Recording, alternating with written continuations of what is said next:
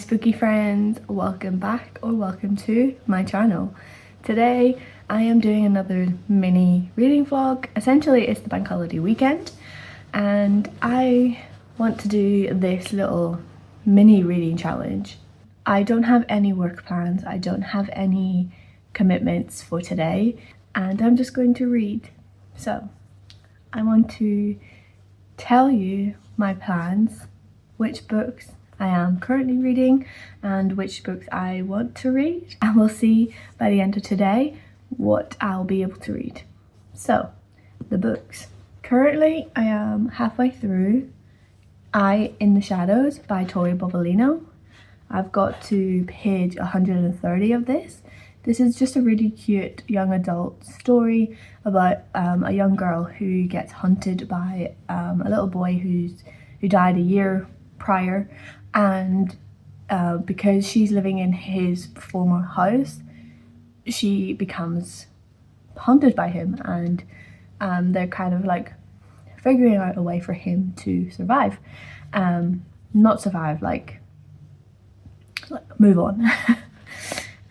So I am kind of enjoying this one. I love Tori's writing, I always have, and yeah, I'm halfway through, as you can tell, maybe slightly under half, I'm not sure, but I will be finishing this today. This is a physical read, I'm enjoying it. So that's the first book. The other book I am about halfway through is Wild Duck Shore by McConaghy.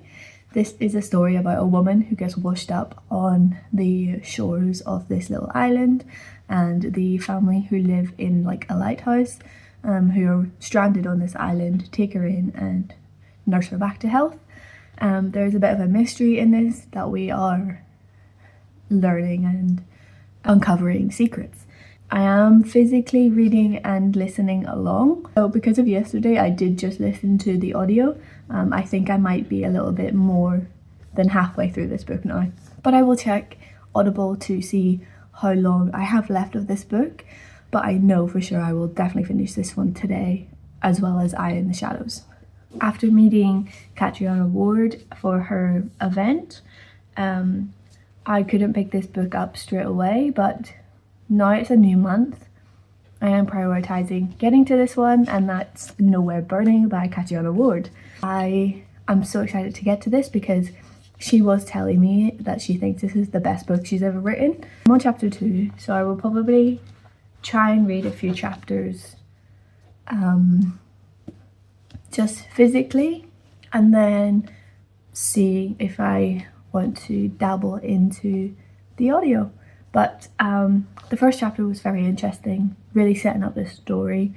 Basically we're following two children who run away into the mountains and then they find nowhere, and this is kind of like a Peter Pan retelling, but a lot of terror, and I'm hoping that it's going to have vibes of like The Laws of the Skies, because that's one of my favourite books, and it's about lawless children who, well, a lawless child in the forest, and yeah, it's just really dark. I don't think this is going to be as dark as that book, but I am intrigued to see how this book develops, and yeah, just see if I enjoy this. Don't expect to finish it today, just because it is slightly long and I'm reading other things too, but that is Nowhere Burning. Finally, the last book that I would like to read is In This City Where It Rains by Lyndsey Croal. This is just a really short novella. I bought this as a pre-order on Waterstones. It sounded very interesting. It's a gothic horror novella set in an alternate version of Edinburgh, and I live in Edinburgh and I'm obsessed with anything that's set in Edinburgh, so I will read it. It says that Maggie's haunted by ghosts that only appear in the rain, and it's always raining in this city. Well, it isn't today, so that's a bonus. Well, is it? Because I'm going to be sat indoors just reading. Anyway, I'm excited to read this. I expect to finish this one today because it is a bit of a mini novella.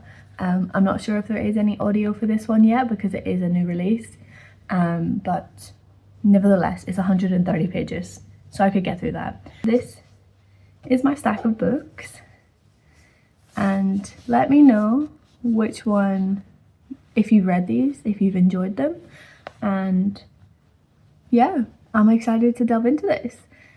So I'm actually going to drink my coffee first and then pick up Eye in the Shadows.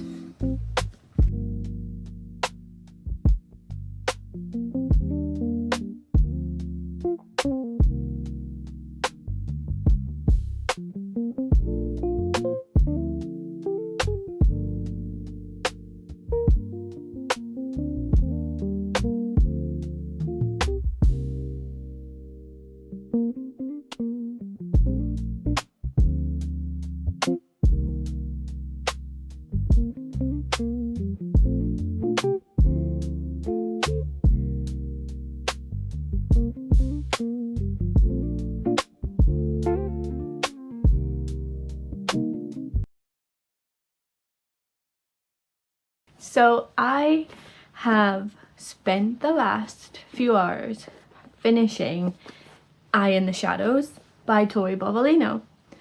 I had about maybe just over 100 pages to read of this. I started around 8 o'clock in the morning. It is now 11:30. So I did spend a good time reading this book and finishing it. I thought it was a cute read.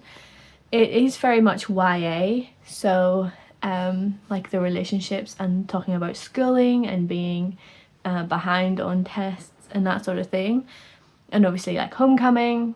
These are all juvenile young adult things because they are 17, 18 probably, and I don't tend to read that anymore because I'm not in that age bracket and it doesn't really appeal to me. But I literally buy anything that Tori Bovalino writes.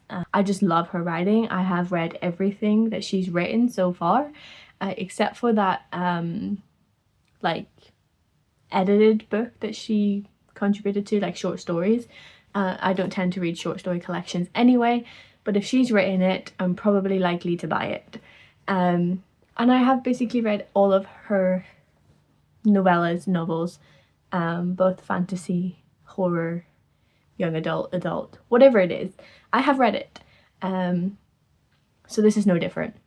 It is a beautiful story about friendship, love, loss, and like the effects of lying or not being yourself. So I thought it was definitely a story that had a lot of meaning behind it.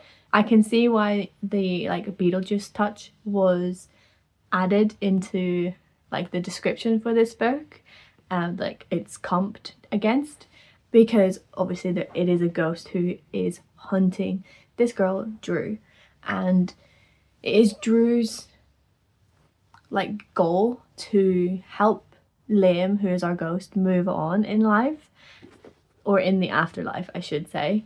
And you're basically following their journey, how Liam is stuck and all of his friends from like their friend group still holding on to some grief because it has only been a year. So it is an interesting read for that aspect, and all of the representation in here was so well done. You had lesbian relationships, bi people, non-binary as well.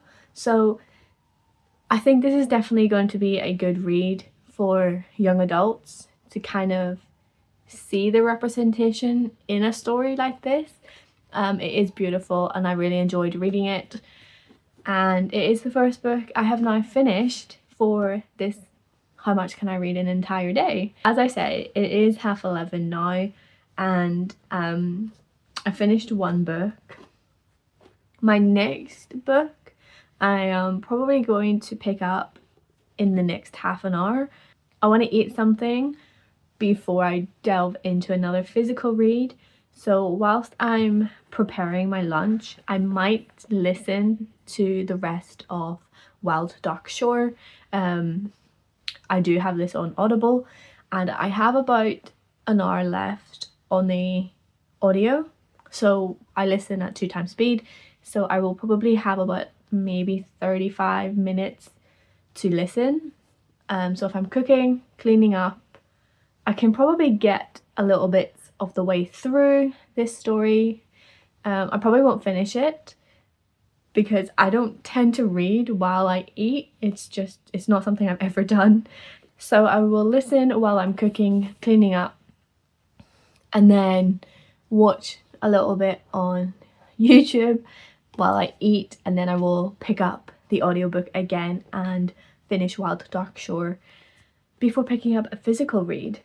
And I'm not sure if I'm going to pick up Nowhere Burning or if I pick up the little novella.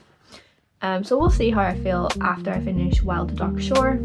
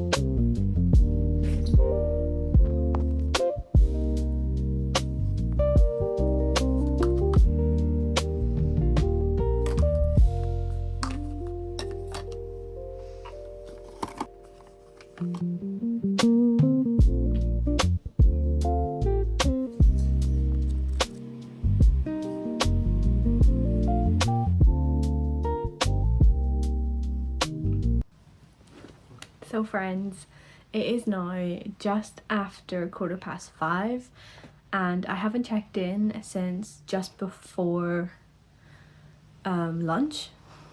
Yeah, that was the last time I checked in. Wow.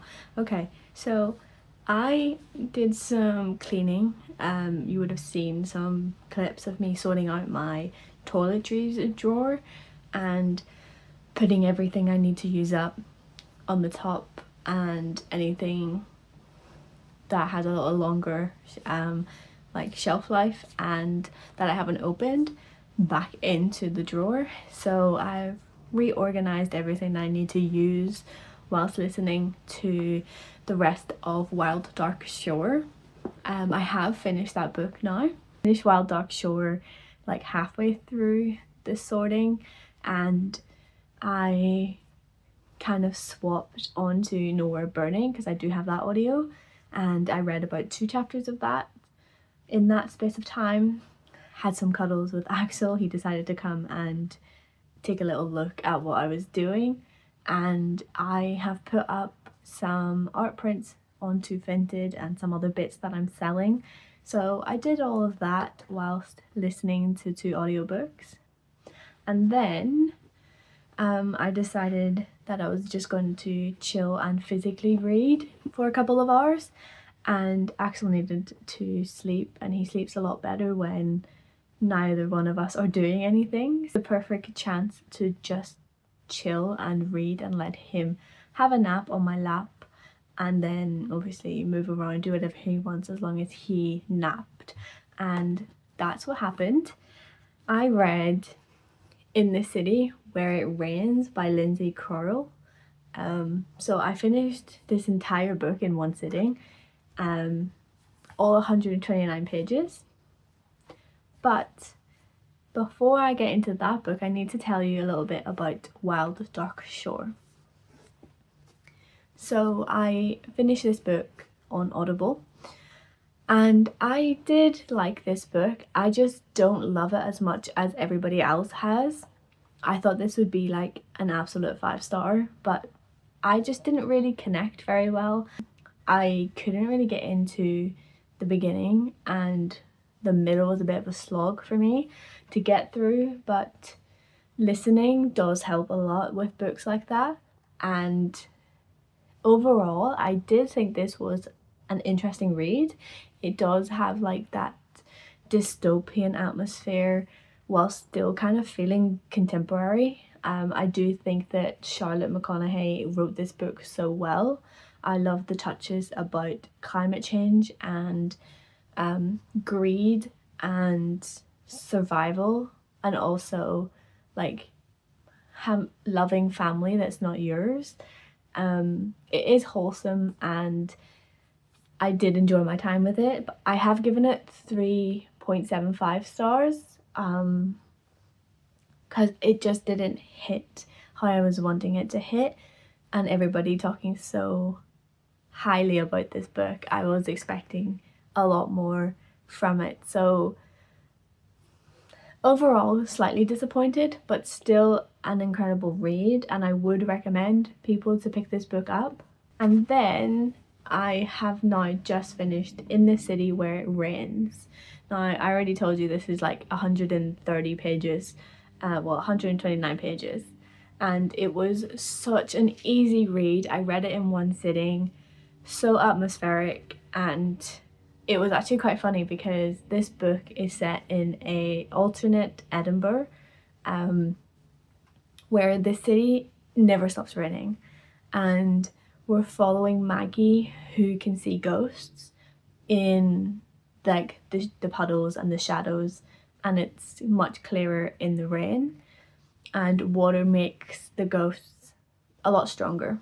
And she works in this little underground bar, and she meets this person who kind of feels familiar to her, and then she learns a little bit more about her backstory, who he is, and how they're connected. The trail always leads back to this house, and the house also is a character in itself.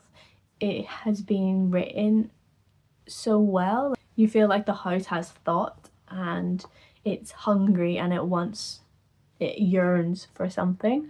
So this is very gothic, and why I'm telling you that is because it's always raining in this story. It's so gloomy and dark and gothic.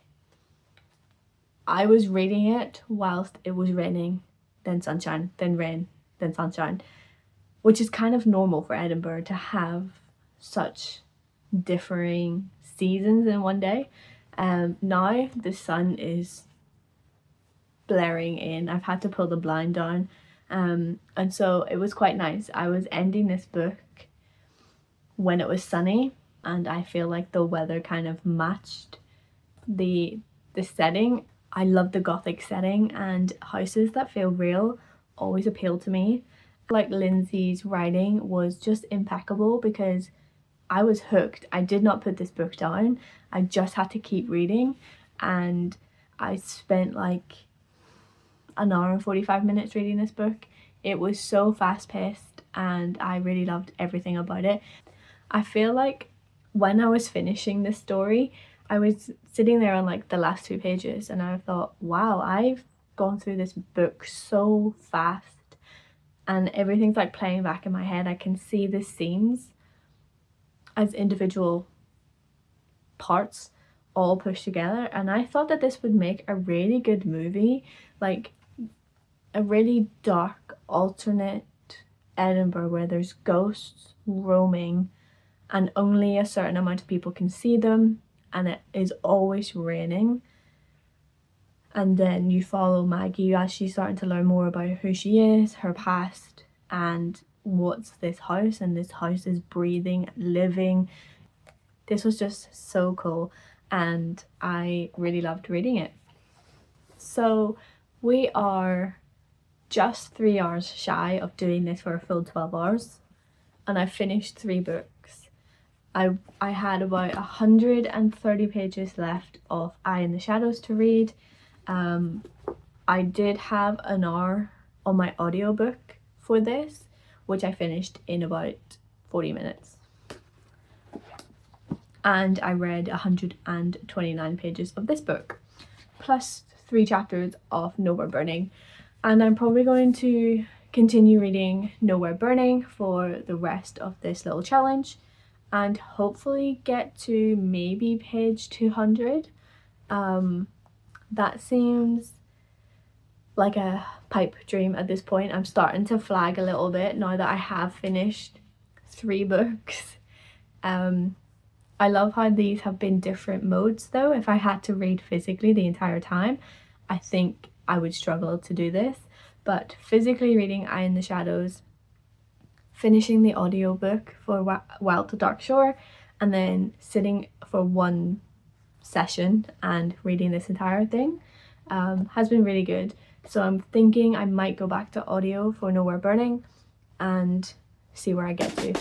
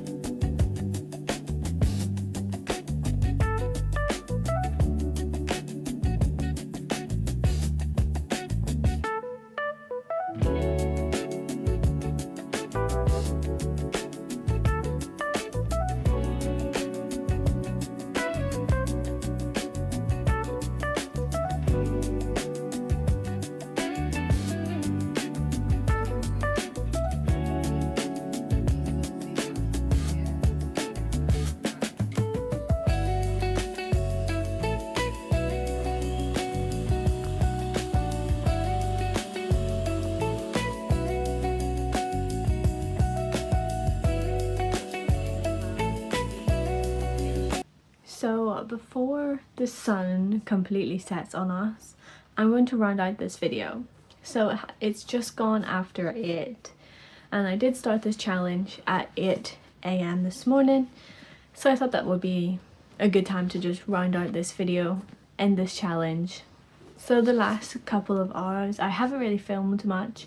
All I did was read, eat dinner, watch some YouTube with my partner and played with Axel, and I probably filmed a little clip here and there of that. But I did read a little bit more of Nowhere Burning physically, no audio, and I am maybe just under halfway at this point. I got to page 140. So this is a heartbreaking story.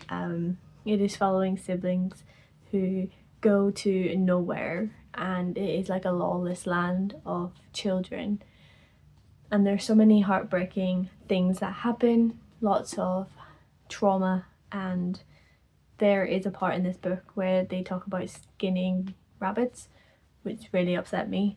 So this is having an impact on my reading experience so far. I'm really intrigued to see where the story goes, and unfortunately I am ending this video without giving you final thoughts because I won't be finishing this one today. I've still got half a book left. I will probably finish it over the weekend, but alas, we cannot achieve all of it, I guess. But I still think this was a successful vlog. We finished 3 books. Eye in the Shadows by Tori Bovalino. This was like a 4-star read for me.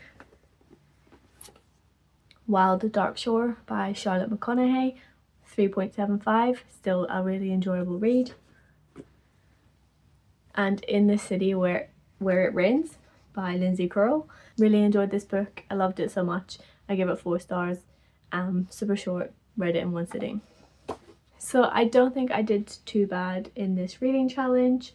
We completed 3 books and got maybe 100 pages down on Nowhere Burning. So we read a lot. I will put the total amount of pages read today up here. And thank you so much for joining me on this journey. Let me know what book you're currently reading. I would love to know. And if you read any of these books, let me know your thoughts. So before the sun completely sets on us, I just want to say thank you so much for watching to this point. If you do like this kind of content and also recommendations, horror books and so on, then do stick around, hit subscribe. I would love to see you come back. And I guess until next time, keep your pages turning and embrace the darkness. Bye!